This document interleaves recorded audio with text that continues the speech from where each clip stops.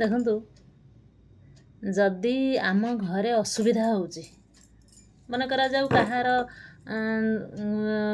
ଯେଉଁ monthly income କମ୍ ଆସୁଛି ଆଗ ଅପେକ୍ଷା, ଯାହା ଆଗରୁ ପାଉଥିଲେ ତାକୁ ତାର କମି କମି ଯାଉଛି, କିମ୍ବା ଘରେ ଅସୁସ୍ଥ ରହୁଛନ୍ତି ନିଜ ଫ୍ୟାମିଲି ଭିତରେ, କିମ୍ବା ନିଜ ଶରୀର ଅସୁସ୍ଥ ରହୁଛି, ତାର ଆପଣ କ'ଣ କରୁଛନ୍ତି ନା ଦେଖିଲେ ମୋର ଦରମା କମ୍ ଆସିଛି, ଏ 2-3 ମାସ ହେବ ଦରମା କମ୍ ଆସୁଛି, ମୋ ପରିବାର ଚଳିବା ପାଇଁ ଅଣ୍ଟୁନି, ମୋର ଶରୀର ଖରାପ ହେଉଛି ବା ମୋ ପରିବାରରେ ସମସ୍ତଙ୍କର ସଦସ୍ୟଙ୍କର ଦେହ ଖରାପ ହେଉଛି, ମୁଁ ମେଡ଼ିକାଲ ଯାଉଛି, ମେଡ଼ିକାଲ ନେଉଛି, ମେଡ଼ିସିନ ଦେଉଛି, ମୋର ପଇସା ଅଣ୍ଟୁନି।